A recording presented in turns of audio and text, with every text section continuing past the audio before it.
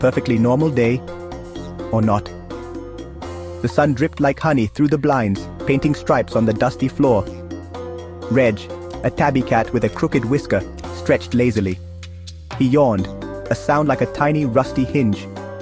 His green eyes popped open, and he nudged a crumpled bag with his paw. This wasn't just any bag. This bag held the remains of a midnight snack. A snack stolen from the humans. A snack that smelled faintly of skunk and sunshine. Guero, a fluffy Persian with perpetually surprised blue eyes, wandered into the room. He sniffed the air, his whiskers twitched. "What's that smell, Reg?" he asked, his voice raspy with sleep. Reg, ever mischievous, grinned. "Just a little something to wake us up," he purred. He nudged the bag closer. "Want a bite, old friend?" Guero, easily swayed by curiosity and the promise of adventure, stuck his head in the bag. The first sniff was hesitant, almost accidental. A plume of smoke rose, swirling and dancing in the sunbeams. Guero coughed, his eyes watering. Reg, on the other hand, inhaled deeply. He closed his eyes, savoring the strange, earthy aroma. The world, as they knew it, was about to get a whole lot weirder. The room seemed to breathe. The walls pulsed with a life of their own. Guero stared, wide-eyed at the shifting patterns of the wallpaper. "Reg," he whispered, his voice trembling. "I think the flowers are singing to me." Reg, sprawled on the floor, let out a rumbling purr that morphed into a giggle. "They're just happy to see us, Guero. Don't be shy, sing with them." Time became a slippery eel. Minutes stretched into hours, or maybe it was the other way around. Guero swore he saw the face of his lost goldfish, Bubbles, staring back at him from the toaster. Reg was convinced the ceiling fan was a government drone, spying on their every move.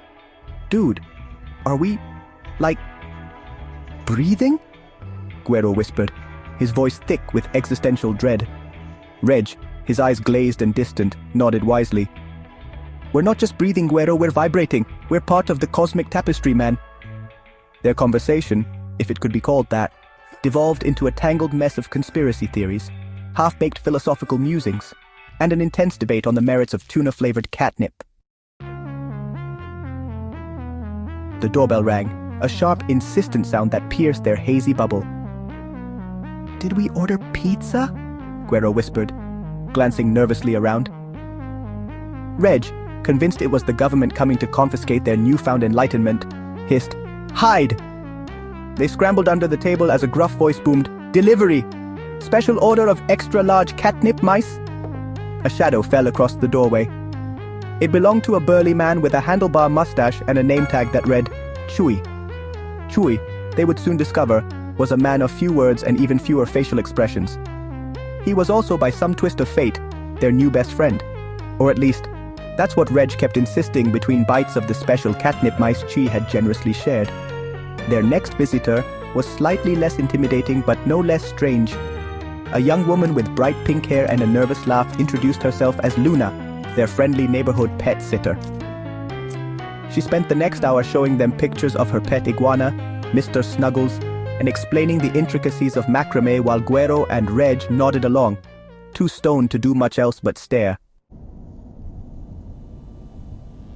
"Road trip!" Reg's declaration was met with a blank stare from Guero. "Road trip!" he repeated, his voice trembling. But I haven't packed my toothbrush." Reg grinned and slung a paw around Guero's shoulders. "Trust me, bro, you won't need it." They found themselves bundled into Chuy's van, a ramshackle vehicle, held together by duct tape and good intentions. Psychedelic rock blared from the radio. The world outside became a blur of color and sound. Trees morphed into giant green claws. Buildings swayed to the rhythm of the music. And then, the chase began. A prickle on the back of Reg's neck. A black car with tinted windows was tailing them. "Step on it, Chuy," he yelled. The van lurched forward. Guero, clinging to the dashboard, could only moan, "I knew we should have stayed home and watched fish documentaries."